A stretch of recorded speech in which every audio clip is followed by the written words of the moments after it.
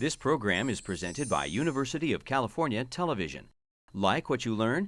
Visit our website or follow us on Facebook and Twitter to keep up with the latest UCTV programs.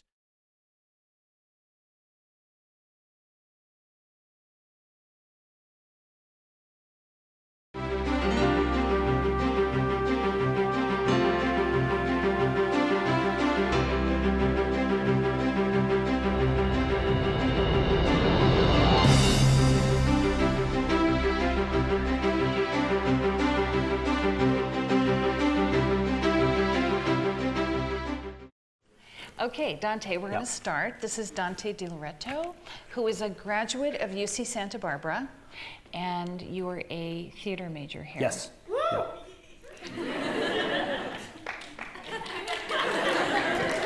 Did you have a good time here? I did. I had a great...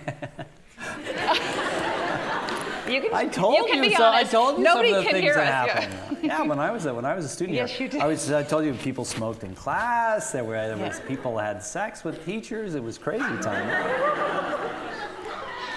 He had a very good time here. You got to remember, it was when I was a student here. It was I started in 1977. That sounds so long ago to you all, but it was after this sort of radical period that this campus was known for, and sort of brought it to national attention, and it was sort of trying to find its way, and it was a little bit confused, and it was swinging towards being a more conservative place, but it was still the remnants of a very liberal time. And you're a local Santa Barbara I am. native? Yes. Born and raised. Terrific. Santa Barbara High School? No one? No. That's okay.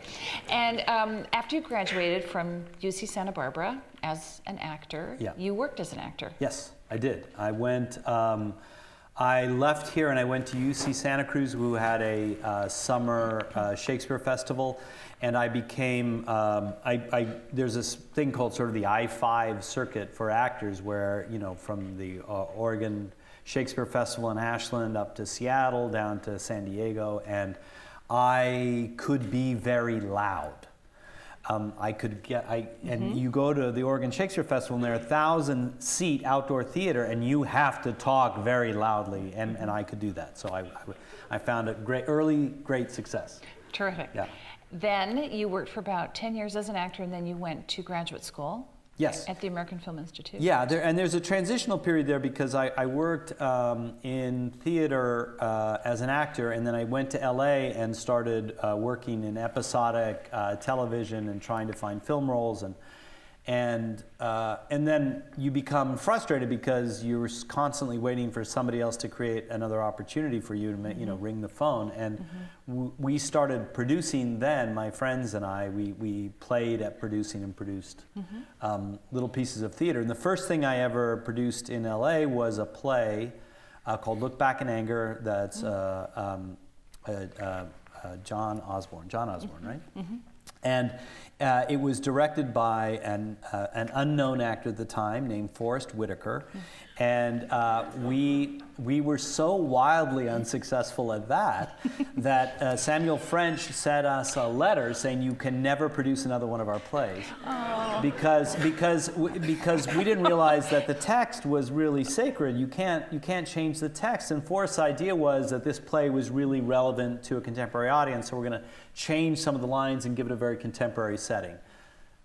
Didn't go over well. Oh. Yeah. I'm sorry. That's right. It worked out. The end result worked out really well. Okay. Sometimes early failures are a good thing. That's positively true. Okay. So then you became. You got an MFA in producing. Yes. You began kind of pretending to be a producer. Now there's a chunk there that's important, I think, to tell, because between that, there was a period of time where I was kind of lost and confused and not knowing what to do, because acting was happening, but not enough to really make more than a living of like $10,000 a year on. And I had friends who were having greater success than that, and I thought that I would go back and consider my family business, which is real estate. I had my real estate license, and I started selling houses. And then I had a couple friends who had gone to film school and had success, and the thought had never even occurred to me to go back to school and to study film and television, because I never drew any correlation between theater and film and TV. And I had no particular affinity for film and TV. It seemed kind of alien to me. As a matter of fact, if you go to a film set, it's the first one I walked on, you know, when you're in a theater, there's a very,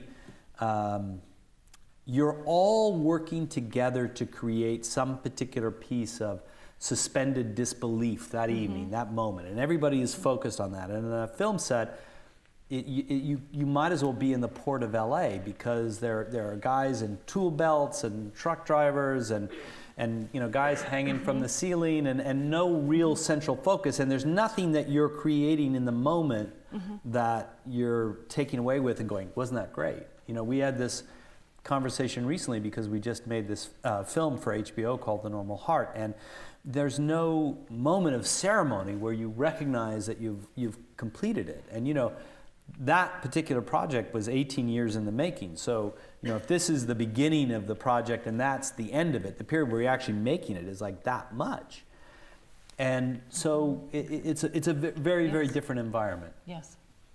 And but I learned that you could go to school and learn about it. Right. Yeah. Okay, so now we're at American Horror Story Yes. and Glee. It's another big leap. Yeah. Okay, so I have a few questions about American Horror Story. So do I. Which we have just seen.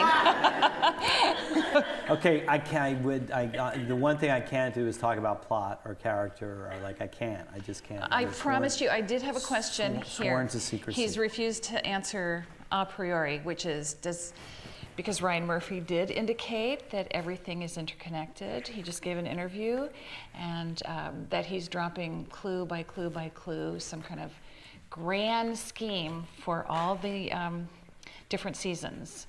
And by the end of our interview, perhaps, you'll take pity on us and give us just a little tiny soupçon, but I'm not sure that that's Well, gonna happen. here's the thing. We can ask. I have a friend in the audience who really would be so happy if you would share. Here's the thing that I think that's really interesting about series television. The first series that I ever produced was Glee, and it's not that long ago. And what's interesting to me is it's first completely overwhelming, because you've got to create these multiple episodes, and you know, when you create a piece of theater or you create a film, there's a beginning and a middle and an end. And in television, series television, there isn't. Right. So it's overwhelming. I mean, I would curl up in this fetal position on my couch at the beginning, because it was so completely daunting.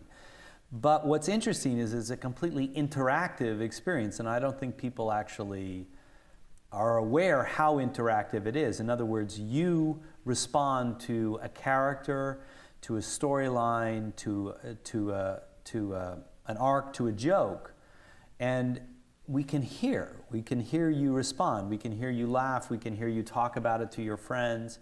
And I'm not saying that that's what we're doing, because you know, the people who write and create these shows are focused on the writing and the creation of the shows, but when there's a response, there's a visceral response that happens, and so things are shaped. And you know, we cast an actor in a role, and then you see an episode and what they've done with that character, and you think, oh, that inspires me to do X, Y, or Z. And so I think the challenge of the show, and any show, is to have a strong and clear creative vision, for which Ryan and Brad and the other writers we work with, Tim Minear and Jim Wong, are impeccable at. But also to be able and to respond to what the audience is telling them, to what characters are leaping forward. I think a great example of that, I assume you're all watching this season, is Finn Whitrock, who plays Dandy. And Finn,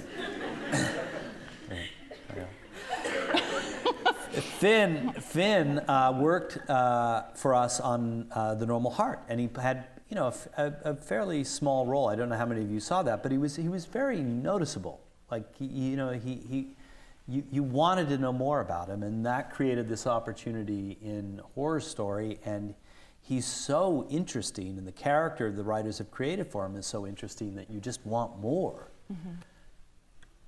Well. Yes. So this is my question. Yeah. Sorry. Was this? No, that's great. Yeah. You are eluding the request to drop a hint, but we'll maybe come back at the end and bookend it. I'll avoid it then too. Okay.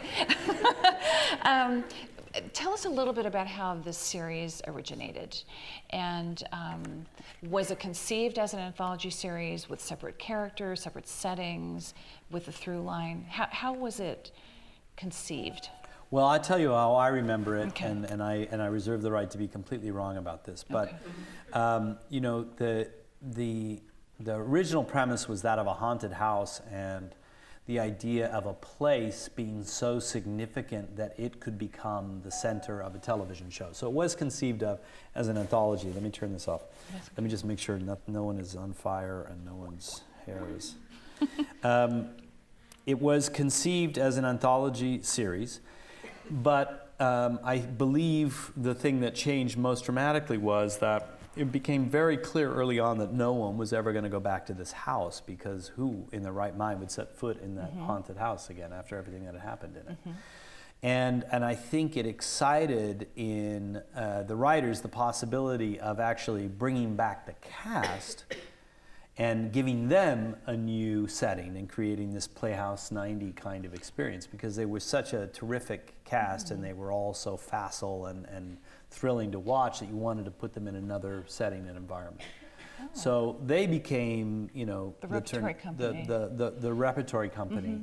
And, you know, the challenge of the show is it's creatively thrilling for the writers, because, thrilling and daunting, I should say, because you work so hard to make something that works. And in television, the idea is if it works, you want to do it over and over and over again. But it can become difficult to invigorate that storytelling. And if you can say, okay, we've done it 13 times, let's throw it out the door, and what's a new setting, a new environment, a new touchstone of terror that we can create, then that's, you know, it's both challenging and invigorating. And then from the execution side, it creates all of this fear and anxiety behind the scenes, because you make a pilot in television because you want to see if it works. And we, leap in with both feet into the storytelling. And so you've got actors who are creating characters not really knowing where the story might take them. And you've got designers creating sets not knowing exactly how we're going to use the space. And we make 5, 6, 7 episodes before you, the audience, have seen one. Usually right before the premiere is where everybody's anxiety on set just goes through the roof, because everyone's like, oh my God, it feels really good and really special, but maybe it's the worst thing ever, and we don't know. And you guys are going to say, what are you, nuts? And so that's the challenge of the show, and I've completely forgot your question. That's okay. You did a good job. Whose idea was it? Was it created by Bradley Falchuk? Brad Falchuk and Ryan Murphy and Brad Falchuk, yeah. Okay. Yeah, absolutely. Okay. And American Horror Story appears to be grounded in American history or American culture. And, for example, Coven is the Salem witch trials. The Freak Show has traveling carnies, misfit culture kind of references. Yes. Therefore, that seems to be deliberate. Does that kind of thematic connection, is that an important part of the writing, producing, creative process, that everything is grounded in this part of American culture? And as a friend of mine actually said, does grounding your stories and your themes in something American maintain the integrity of the title of the show? Oh, what a good question. I know. I can't answer it anywhere near as eloquently as you asked it. The thematics are incredibly important to everything that Ryan does as a writer and everything that we produce. If you go back to a show like Nip Tuck, which some of you may have seen, I was not involved in that, but Ryan created that show. And that show, thematically, you could say it's about plastic surgery, but it's not. It's about transformation. The idea that everyone wants to transform themselves in some way or another. And Glee is about outcasts, and that people want to belong and find a place where they can belong. Horror Story Coven was ultimately about race. You know, it was about witches and being social outcasts, but it really was a commentary on how we draw lines in our communities and who belongs and who doesn't belong. So yes, thematics are incredibly important, both on the meta level of the show and then on a very episodic level. Every episode of Glee thematically is about something very, very specific. Who comes up with those different themes? You know, Ryan is absolutely the hand on the tiller of everything that we do in terms of his creative vision. Brad is impeccable co-creator, and then we have great creative people who work on each of the shows in support of that creative vision. And as the executive producer of American Horror Story, what do you feel is your most significant creative contribution to the series? Making sure that it's on the air in time for you to actually see it. No, I don't tried about, but my job is to take something that's imagined, that's on paper, and to make it real. And there are 50 battles and conversations and events that have to occur for every single scene you see on television. I don't know, you don't think about it this way, but I once had our accounting department do the math for me. I said, how many hours does it take labor hours does it take to build a car? And it takes 70 labor hours to build a car because it's mechanized and serial production, and that's what it takes. Television, it takes 15,000 labor hours to create 1 hour of television. And you don't think of TV as being this finely crafted, American-made, union-made piece of art, but that's exactly what it is. And so to get all of that, it all begins and ends with a script. And to take what's on that script and over a course of 8+1 or 8+2 days, create an episode of television that reflects the thematics of the show, that reflects answers the questions the actress has on the stage at 7 o'clock in the morning, and the production designer is trying to figure out, whether the set should be green or blue, and that is a constant feast of problems. And you just completed directing. He was on the set at 7 o'clock this morning directing an episode of Glee and left at 4:30 to drive up here. So we're just so privileged and happy. Really fun. We had a really fun thing we shot today, which was throwing eggs at the actors. It was really bam, bam. It was great. Super high speed, like. So you're not tired, you're just energized and excited. Yeah. Well, you have now been an executive producer and a director. Yeah. How are the roles different, and which do you prefer? Oh, well, that's good. Both in consort with each other. I'm very, very fortunate to work with really strong, gifted, creative people and to be teamed with them to make this stuff happen. And directing enables me to really digest what they've created in much greater detail. So as an executive producer, I read a script that is handed to me at 10 o'clock in the morning. At 2 o'clock that afternoon, we're probably having a production meeting and figuring out how we're going to start shooting it 3 days, 4 days, 5 days later.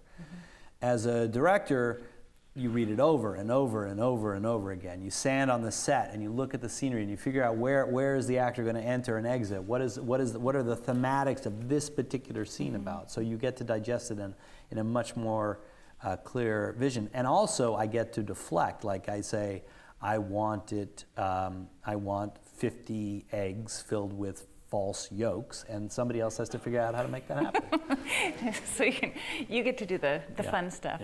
Yeah. Perfect.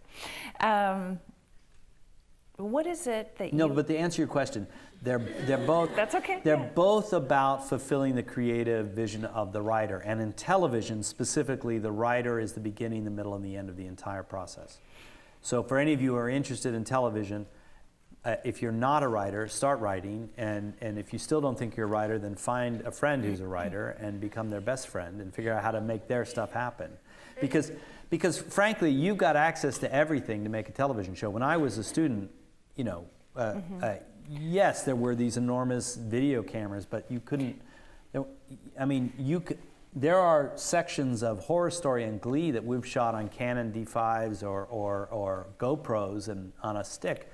And my directors of photography will kill me for saying that, but I mean there are little moments and certain things you can do, and for you guys, you have access. The most important thing you have access to is bandwidth, because you can self-broadcast anything.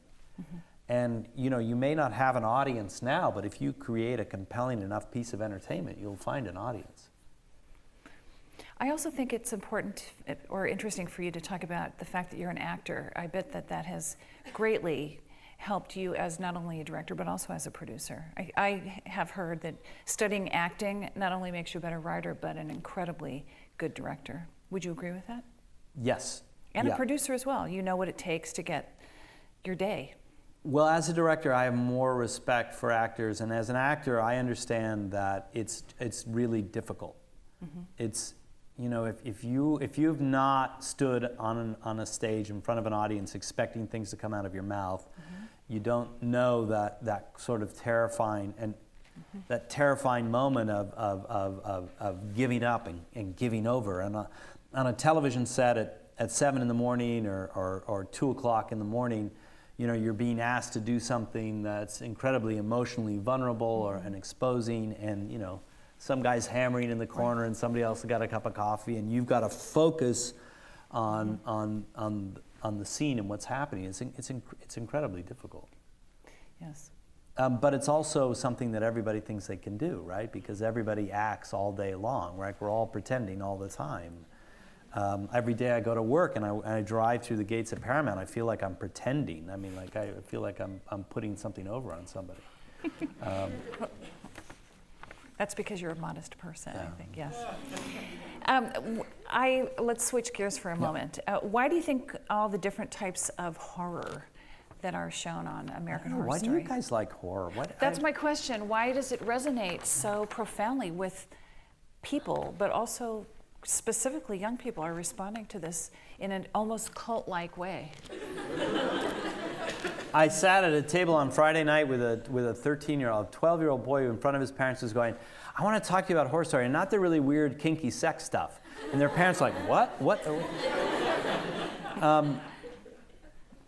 I don't. You'd have to tell me that. I don't know. I'm not compelled to watch horror. I'm not. It's just not. It's not. It never was part of my upbringing. I was more afraid of it than thrilled by it. And I think that as an audience, anything that excites you sensually, and I think that horror can liven your senses, is thrilling. And I didn't used to like roller coasters, and they're fantastic now. So I don't know. To me, you know, I think that you have to question what it is and why you're telling the story, and is there a reason, like in this particular season, Twisty the Clown, for those of you who've seen it, is a terrifying character. But underneath the character, there's an empathetic reason, if you can say that, as to why he's behaving this way. I mean, look, I hate to get too serious about this, but you guys experienced terrible, terrible, violent tragedy here. And that's something that's not thrilling at all. It's awful and grotesque, and we live in a world where terrible things can happen, and maybe we're trying to make sense of it, or maybe we use it as a way to express feelings that need to be expressed. You know, there's a comedic sense to it. And our show's really ironic. It's not. It's grand guignol. It's very, you know, grotesque and comedic in the way we do it. Yes, I agree with you on that one. I really do. I actually, I mean, Anne Frank really does push the limits of what somebody might think is whimsical or humorous, but it is extremely grotesque in the classical definition. I agree. I'm going to open it up. I think lots of people have lots of questions. Let's go. What would you say are your biggest tips for success in the entertainment business? What are the biggest tips for success in the entertainment business? Personal relationships being, my success and if you can call it that, is based upon relationships I've had with people for 20 and 30 years. I met Ryan Murphy when he first moved to Los Angeles. I was pretending to be a producer. He was a journalist, and you maintain a relationship or you lost touch with each other, but if you're an honorable person and your heart is in the right place and you're supportive of your friends who have creative vision, I think that pays off, and it really is about that. I think it's very easy to become negative, to be bound by criticism with your friends of like, oh, I hate this or I hate that, as opposed to say, this thing that you wrote is really quite spectacular. And being supportive of each other in their creative ventures, going to see your friends' shows, going to see your friends act, because you haven't, if you're serious about this, you're going to need each other. No one can do what we do by themselves. I have 150 people working on a set on a given day, so you need friends, you need relationships, and I think that's the most important thing. Having worked both on Glee and American Horror Story, artistically that kind of seems like opposite ends of the spectrum. And what drew you to both of those projects and wanting to be involved? Well, I was drawn to it because I was partnered with Ryan Murphy. I'm in charge with running a production company for him, and for me, they're similar in more ways than you might think. Most importantly, in that they're about a moment, and a zeitgeist moment of communal experience. They're designed to excite conversation amongst you and your peers. Glee came about in a time where everything on the air was incredibly dark, and we were in the midst of an economic downturn, and everything was incredibly dour, and it was one sort of bright speck of irreverent fun that you could find. And Horror Story is about another cultural zeitgeist, and that's reinvigorating a genre. And by the way, they're both about reinvigorating genres that had disappeared from television.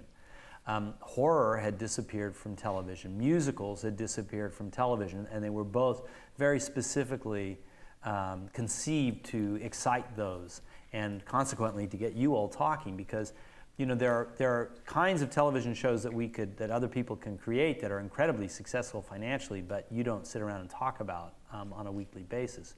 What's thrilling to us is creating something that becomes a point of conversation and an event. What are your favorite scary movies? Oh, I'm going to really embarrass myself now. Honestly, I don't watch scary movies. I was at the premiere of Scream, and I did not know what it was. A friend had invited me to the premiere, and I was sitting right smack in the middle. I had like an actress on every side of me, and I go, "What is this? What are we about to watch?" And the thing, I'm like, "Oh my God!" And I was so terrified the entire time. So it's a genre I've come to later in life. I'm have a new appreciation for it, particularly as our show references different styles. But honestly, I've come to it very late in life. Oh, that just killed the conversation. Yeah, nothing. They still like you. Do you consider Jaws a horror movie? No, that's No, thriller. that's a thriller. That's a thriller. I love thrillers. Which is very different from Yeah, horror. yep.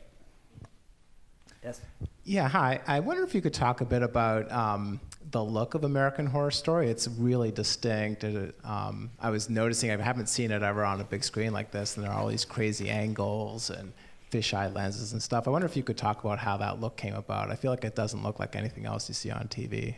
Yeah, this season, a director named Alfonso Gomez-Rejon, who had worked with Ryan as a second unit director on the movie Eat, Pray, Love, came in and he first started directing Glees for us, and he was a great visual stylist. And our Bradley Beaker, who directed the first 2 episodes, and then Alfonso, who directed subsequent episodes, created a very particular look and style that carried over into seasons 3 and season 4 is slightly different now, but still has a lot of the very wide-angle lenses. And it really was about a strong director's eye taking the script and illuminating it in an unexpected way. And that, combined with our production designer, Mark Worthington, who creates these stunning sets, that they're really miraculous works of art that we shoot 13 episodes and then cut them up in little pieces and throw them away. It's kind of crazy. I guess it's no different than the feature world. It's just that there's such vibrant and interesting places. If you could go to an American Horror Story theme park, would you want to? Wow. No, because that's my reaction too, which is I think it's really an interesting world, and I want to set foot in it. I want to go into those rooms and see what's behind that door. I think we've been very successful creating these environments. I was wondering, this season there's the addition of the musical numbers and the thought process behind having the anachronistic song choices. There's a history of that, obviously, with Baz Luhrmann. I think he can be inspiring that way. I think that it really was grounded in the story and being able to, we had the experience of doing the one song with Jessica, which had a real electric response, and she loves the opportunity to sing and perform. I don't think she quite realized what she was getting into. I really distinctly remember her putting on the blue suit and the eyeliner and saying, "Are you serious? Am I really?" But I think it's really compelling. And what's interesting about it is it puts it into context, because when you hear vintage music, you don't think of it as ever appearing new. Every piece of music at one point had never been heard before, and the audience is hearing it for the first time and responding to it in this very unexpected and vibrant way. Jazz was so revolutionary. When you first heard jazz, it was outrageous. Like, if your parents knew you were listening to jazz, you get thrown out of the house. Our ears can't even conceive of that now. And I think that by putting the contemporary music in that setting, you get that feeling, that excitement of what those characters must feel hearing something for the first time. I can't speak to if that is specifically the intention, but that's certainly what I take away from it in creating it.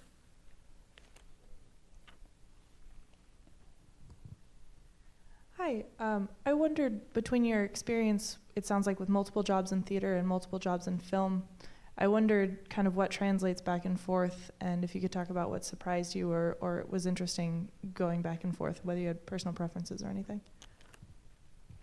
I produced Broadway theater before I went to work with Ryan in LA and was doing Glee, and it was actually my entree into doing Glee, because I never produced a series, but they never produced a musical, so I could bring something to it. I probably, the performance aspects of it, what it takes to create a performance, what it takes to create a performance environment, what it takes to, in the theater, the written word is really a sacrament, and you can't mess with it, as I learned by Samuel French taught me early on. And in television, you're trying to protect the words the exact same way. And going through a creative process, taking something that somebody visualizes and making that real, involves a lot of guidance. There's a lot of times where you're like, okay, this is what it says on the page. How do we create this in the theater, on the screen, on the sound stage? What protects that creative vision? How do I fight for it? Where do I compromise? Where do I not compromise? What's really important to the storytelling, the essence of the story? All those things are the same wherever you go.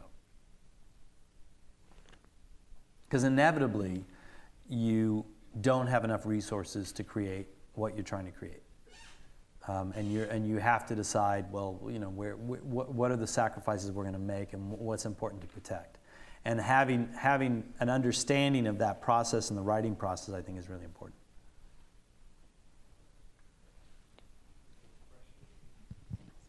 Hi. One of the pleasures for me of watching American Horror Story is the way that it invokes and plays with historical memory, often in a very disorienting way. And this episode that we screened is a fabulous example of it, because you've got Anne Frank appearing, you know, is it the 40s, is it the 50s, is it the 60s? The set design suggests something. One era, the cultural attitudes and the medical science suggest, you know, another. It's part of the whole way in which both the horror and the play with history is kind of disorienting to the viewer. And so I just wanted to know, with the writers, you know, how are they playing with history? Are there historical consultants? I think you as the audience are much more sophisticated than we as an audience are much more sophisticated than most people realize, right? So I can take disparate elements and put them together, and you can deduce the theme of what's happening. And you're excited by it, right? All I'm trying to do is excite your imagination to figure it out, to solve the problem, to figure out what is the commonality to all of these elements. And in doing so, your brain, your process is excited. And that's what that's about.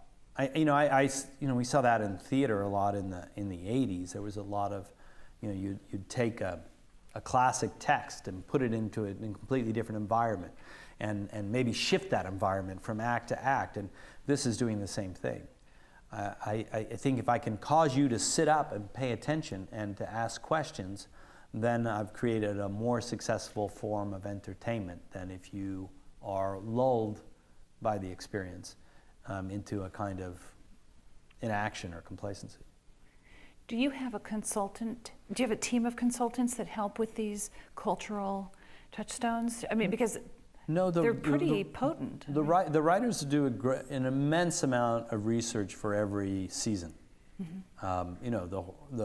Freaks. They've done an incredible amount of research on the period and the time, and of the specific characters who may inform some of the people who are in the series. So it's the information's out there. It just takes time and planning and research. But no, we don't use a team of researchers. It's really the writers are doing it themselves. Okay. I was wondering if you could talk about the difference in the makeup of the writer rooms between Glee and American Horror Story. How many writers, male versus female, age range? Are they similar? Are they different? And for those of you who are not so familiar with the process, there's traditionally a writer's room in television.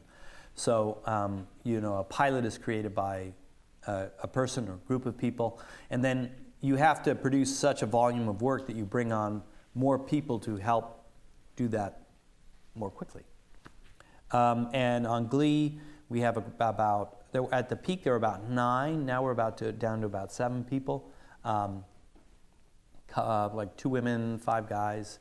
On Horror Story, there are 3 women, 3 guys, a lot of different backgrounds, people who are new to the experience, people who have decades of experience, and to be in that environment, you need to work well with others, play well with others, support the creative vision of the creator who's driving the process, and still be able to contribute ideas and suggestions and writing that's going to evolve it.